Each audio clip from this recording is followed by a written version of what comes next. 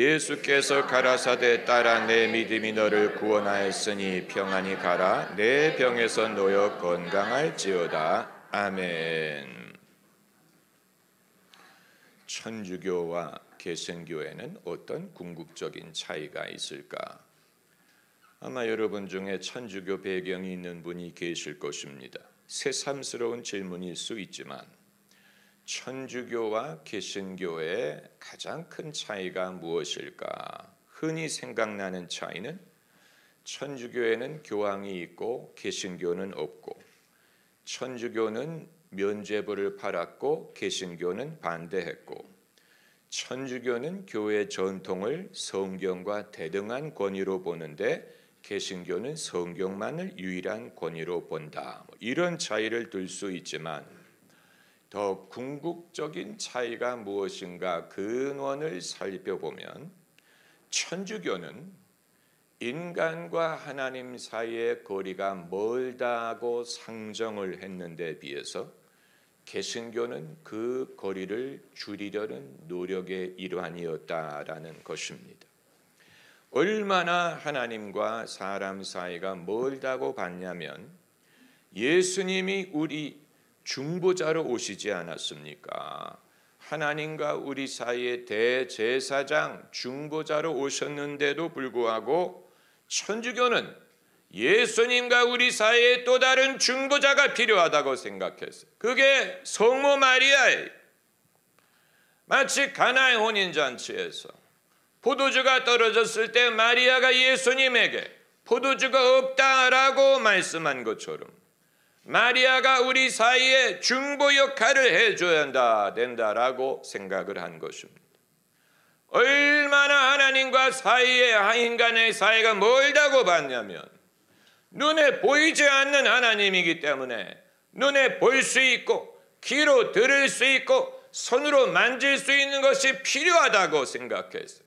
그래서 천주교에는 미술 작품을 사용하고 음악을 사용하고 성물을 사용하고 눈으로 볼 수 있고 들을 수 있고 만질 수 있는 것을 통해 눈에 안 보이는 하나님을 경험하도록 한 것입니다. 또 얼마나 하나님이 멀리 계시다고 봤냐면 성찬식을 할 때 그 떡과 포도주가 예수님의 살과 피를 기념하는 것이 아니고 그게 친히 예수님의 살과 포도주가 되는 것이고 그걸 먹어야 영생을 얻는다라고 가르쳤습니다. 여러분, 설령 성찬식의 떡과 포도주가 진짜 예수님의 살과 포도주가 된다고 하더라도 한 번 먹으면 효험이 있는 것이지 왜 그걸 매주 먹어야 된다고 주장을 하는지는 알 수가 없는 것이죠. 대조적으로 개신교회의 특징은 멀리 계신 하나님께 가까이 나갈 수 있고 가까이 나가려는 노력의 일환이었다라고 보는 것입니다. 그래서 마틴 루터의 종교개혁은 믿음이 있으면 의롭다함을 얻을 수 있다. 오직 성경 말씀으로 믿음을 얻을 수 있다. 솔라 피데, 오직 믿음, 솔라 스크립추라, 오직 성경을 통해 믿음을 얻으면 의롭다함을 얻을 수 있다는 것을 만민에게 전하려고 한 것이 아닙니까? 또 요한 웨슬리의 부흥운동은 거룩함이 없이는 하나님을 볼 수 없다라고 믿고 거룩함을 회복함으로써 사람들이 하나님을 경험할 수 있도록 도운 것입니다. 웨슬리 부흥운동 때에는 실제로 땅에 떼굴떼굴 굴면서 회개하는 사람들이 있고 성령의 능력이 임해서 떨고 넘어지는 사람들이 있었다라고 하지 않습니까? 20세기 성령 운동은 잃었던 성령의 은사를 찾음으로써 더 가까이 더 강력하게 하나님을 경험하려는 노력이었습니다. 우리 안에 계신 성령이 예수님이 행하셨던 은사, 병을 고치고 예언을 하고 귀신을 내쫓는 능력을 오늘날도 베푸심으로 우리가 예수님을 증거할 수 있고 예수님을 경험할 수 있다. 그것이 성령 운동이었습니다.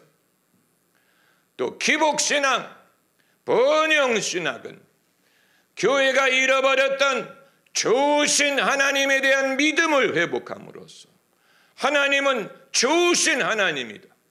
하나님은 좋은 것을 우리에게 주신다.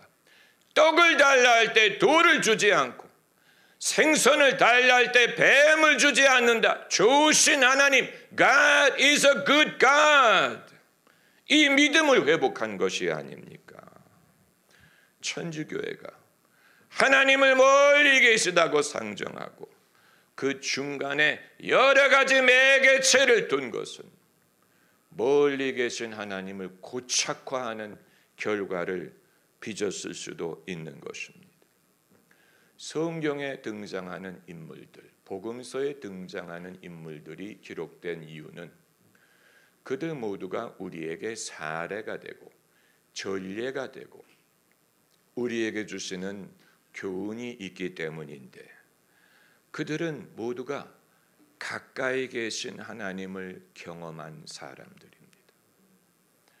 영어 단어에 가장 성경의 진리를 반영하는 단어가 무엇일까?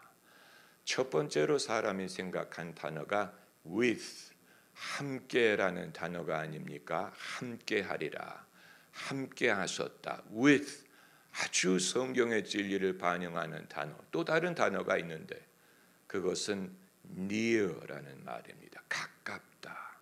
하나님이 가깝다. 천국이 가깝다. 더 가까이 가려 하네. 성경에 등장한 인물들은 하나같이 주님을 가깝게 경험한 사람들입니다. 그것을 기억함으로써 우리도 가까울 수 있다는 교훈을 우리에게 전하고자 한 것입니다. 그 대표적인 인물이 혈루병 걸렸던 여인. 하도 많은 설교자들이 혈루병 걸린 여인에 대해서 말을 하는 바람에 천국에 가면 제일 먼저 찾아보고 싶은 사람이 혈루병 걸렸던 여인. 제가 평소에 당신에 대해서 1000번도 더 설교했다.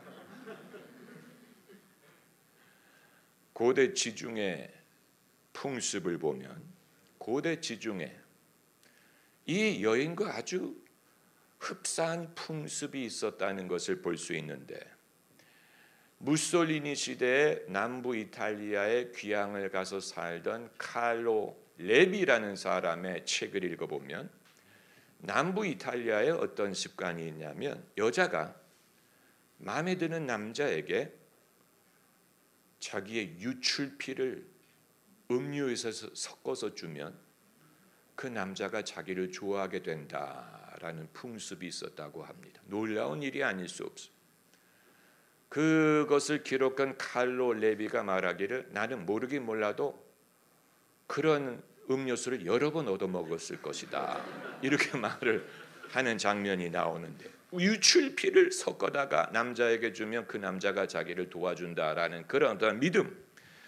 이 혈루병 걸렸던 여인이 두 가지 방법으로 예수님을 접근했어요. 두 가지 방법. 첫째는 익명적으로 접근했고 두 번째는 직접적으로 나아갔어요.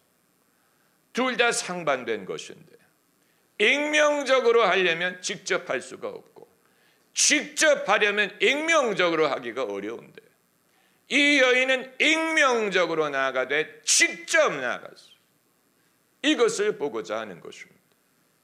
중풍병자는 4명의 친구의 도움을 받아서 예수님께 나왔지만 이 여인은 누구의 도움을 받을 수가 없었어요. 창피한 병이요, 부정한 병이기 때문에 자기가 병이 있다는 것을 알릴 수도 없었고 누구의 도움을 받고 나올 수가 없었기 때문에 은밀하게 예수님께 나오고 은밀하게 왔는데 직접 손을 댔어요. 이것은 상당히 성례전적인 방법이고 주님이 우리를 구원하시는 원리를 이해했고 현대인들에게 어필하는 방법이고 우리가 배울 영적인 원리를 담고 있습니다. 먼저 익명성에 대해서 우리가 생각을 해봐야 됩니다. 중풍병자는 자기의 병을 남들에게 알렸어요. 옛말에도 병을 알릴수록 나은다라는 말이 있지만 모든 병이 사람에게 알릴 수 있는 것은 아닙니다. 병 중에는 우리가 숨기고 싶은 병이 있고 창피한 병이 있고 그 병이 있다는 사실만으로 사람들이 나의 인격을 낮춰서 볼 수 있는 그런 병이 있습니다.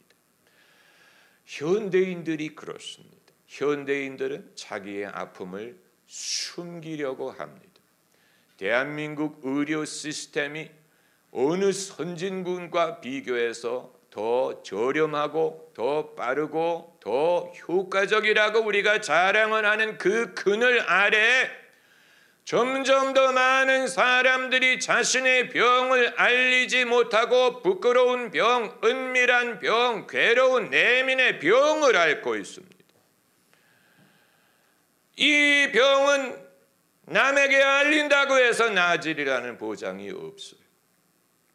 내 코가 석자라고 남의 아픔을 내가 들어주고 싶지도 않습니다. 히트라는 영화를 보면 이 LA 강력계 형사로 나오는 알파치노가 세 번째 결혼이 두 번이나 이혼을 해서 세 번째 결혼, 그 아내는 두 번째 결혼, 이 두 사람이 잘 살아보려고 노력을 해. 그런데 이 알파치노가 퇴근해서 집에 오면 아내에게 별로 할 말이 없어요. 아내가 그것이 불만이, 아내가 말하길 우리가 결혼할 때 당신의 삶에 나를 제외하지 않기로 하지 않았느냐? 왜 당신은 당신 마음속에 있는 말을 하지 않느냐? 그 말을 듣고 알파치노가 답하기를, 내가 거리에서 그 끔찍한 범죄, 그 참혹한 일을 경험하고 집에 와서 당신에게 그걸 말한들 그게 무슨 소용이 되느냐? 나는 차라리 그것을 내 마음속에 간직을 하고 그래야 나는 그 일을 하는 데 도움이 된다. 아내의 입장은 당신 마음속에 있는 괴로움을 말하라는 것이고, 남편의 입장은 말한들 누구에게 도움이 되겠느냐, 이런 말을 하는 것인데, 사람은 남과 나눌 수 없는 자기의 아픔이 있고 그걸 나눈다고 해서 덜어지리라는 보장도 없어요. 중풍병자는 4명의 도움을 받았지만 이 여성은 어느 누구도 자기를 도울 수 없다는 사실을 알고 있습니다. 그리고 두 번째가 직접성. 몰래 나오려면 삭개오처럼 멀리 뽕나무 위에 올라가든가 해야 되는데 이 여자는 몰래 나오되 직접 예수님의 옷에 손을 댔어. 내가 그 겉옷에 손을 대면 깨끗함을 얻으리라고 믿었다고 했습니다. 이 여성은 혈루병이라는 병의 성격상 접촉하는 사람도 부정해지고 입는 옷도 부정하고 앉는 자리도 부정해진다는 특징이 있습니다. 그걸 알면서 일부러 예수님의 옷에 손을 댄 것입니다. 이것은 성례전적인 사건이요, 성례전적인 능력을 이 여성이 알고 있었다는 것입니다. 부정한 병을 가진 사람이 예수님에게 손을 대므로 자기의 부정함이 일부러 예수님에게 전달되게 한 것입니다. 그 목적을 위해 직접 손을 댄 것입니다. 손을 댐으로 나의 부정함이 그 사람에게 전달될 것을 알고 일부러 그렇게 한 거예요. 만약 이 여자가 예수님 이외에 다른 사람에게 그렇게 했다면 그건 불법이요, 반칙이. 왜 나의 부정함을 당신에게도 전달하느냐? 코런틴이라는 것이 결국 그것을 막기 위한 것이 아닙니까? 그런데 이 여자가 믿음을 갖고 했다는 말은 예수님만이 이 여자의 부정함을 떠안아줄 수 있었기 때문입니다. 예수님만이 다른 사람에게 손을 대면 같이 더러워질 뿐 더러워서 사람이 한 명에서 두 사람은 늘어나는 것뿐. 그런데 예수님에게 손을 댈 때 예수님이 덩달아 부정해진 게 아니고 오히려 예수님으로부터 깨끗하게 하는 능력이 전달이 됐어요. 그래서 이 여자가 깨끗해졌어요. 오늘 본문을 보면 예수님이 능력이 내게서 나아갔다라고 말씀하셨어요. 그것이 우리를 정결케 하는 예수님의 능력. 다른 사람은 몰랐는데 이 여자는 알고 있었어요. 내가 예수님에게 손을 대면 내 부정함을 그분이 떠안고 그분이 나를 깨끗게 할 것이다. 그걸 알고 손을 댄 것입니다. 그리고 그 믿음대로 된 것입니다. 여러분, 우리는 누군가가 우리 사연을 들어주기를 바라죠. 우리 마음속에 고민이 있고 아픔과 두려움이 있기 때문에 누군가가 그걸 들어주면 좀 내가 나음을 얻겠지, 그걸 덜어버릴 수 있겠지라고 생각을 합니다. 상담의 원리가 거기에 있지 않습니까? 내 고민을 누구에게 말함으로 전가될 것이다. 요즘에 인덕션의 원리가 열이 전달되는 원리인 것처럼 우리가 우리의 아픔을 누구에게 말하면 전달된다, 전가된다. 그래서 내 짐을 덜을 수가 있다. 그 대신 그 사람이 그것을 떠안게 되겠죠. 그래서 상담을 해주는 사람도 있지만 우리가 사실 남의 고민을 들어주는 것을 부담스럽게 여기지 않습니까? 그런데 전가를 시킬 수는 있지만 그렇다고 해서 그것이 나아지는 것은 아니에요. 내가 누구에게 말해서 짐을 던다고 나아지리라고 볼 수는 없죠.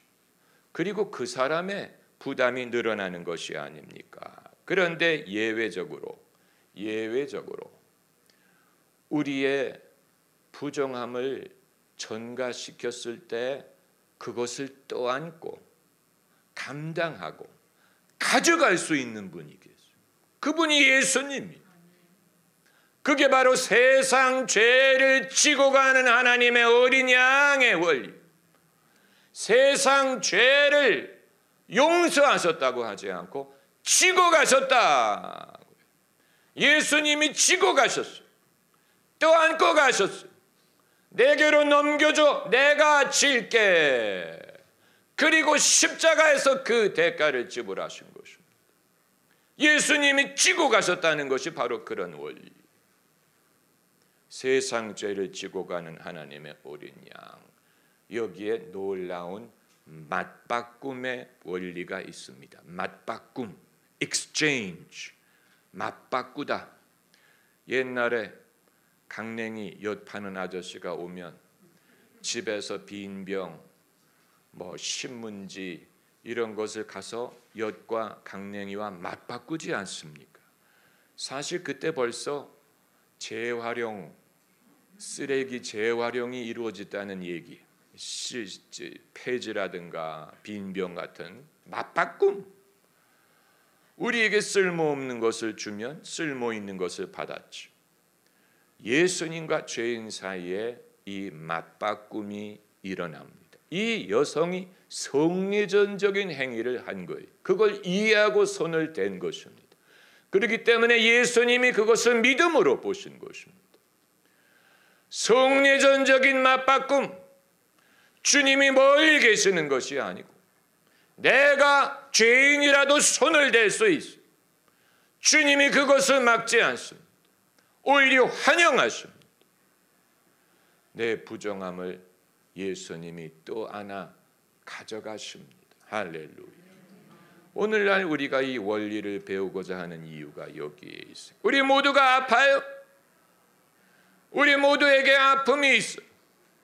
누가 내 아픔을 알아줄고, 누구에게 내 고민을 말할 수 있을고, 누구에게 말하면 누가 이해할고, 주 예수 앞에 다 아뢰세요. 주 우리의 친구니 무엇이나 근심하지 말고 주 예수께 아뢰라. 주 예수 앞에 다 아뢰어라. Tell it to Jesus. Tell it to Jesus. 주 예수 앞에 다 아뢰어라. 은밀한 죄 내게 있더라도 주 예수께 아뢰라. 주께 고함 없는 거로 복을 얻지 못하네 사람들이 어찌하여 아랠 줄을 모를까. 상담도 필요하고 치료도 필요합니다. 그러나 내 마음에 있는 무거운 짐, 그것을 떠안을 수 있는 분은 예수님밖에 없어. 할렐루야, 할렐루야, 할렐루야. 내게로 오는 자를 내가 결코 내어 쫓지 아니하리라. 기도를 왜 어려워합니까? 왜 기도가 모범적인 기도여야 된다고 생각을 합니까?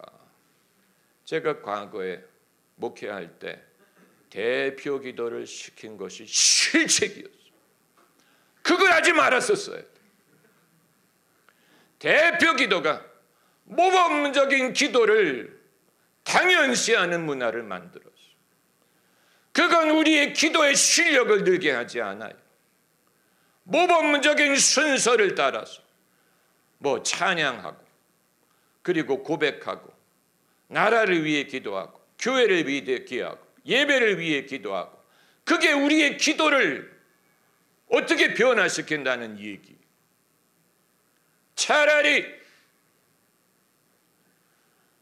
내 있는 모습 그대로 하나님께 아뢰는 기도가 진짜 기도가 아닙니까? 여러분은 그런 기도를 하신 적이 있습니까? 어렵게 생각할 필요 없어요. 주님이 어찌 그리 아름다운지요? 이런 기도가 아니고, 주여, 제가 드릴 말씀이 없어요. 주님에게 친절한 말을 할 것이 없어요. 주님께 감사할 것이 있는지 모르겠어요. 제가 주님께 무슨 말을 하면 들으시겠습니까? 주여, 내 마음의 아픔을 아시나이다. 나를 도와주옵소서. 내 원수가 나를 이기지 못하게 하옵소서. 내가 부끄러움을 당하지 아니하리이다. 나를 곤고함 중에 내버려 두지 마옵소서.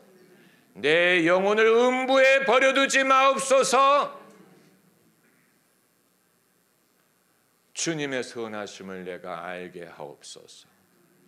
주님의 신실함을 내가 경험하게 하옵소서.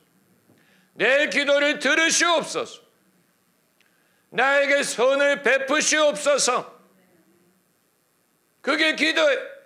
정직한 기도. 그리고 슬픈 마음 있을 때라도 주 예수께 아뢰라. 아뢰므로써 주님이 그것을 가져가십니다. 할렐루야. 인덕션의 원리와 똑같아. 임파테이션.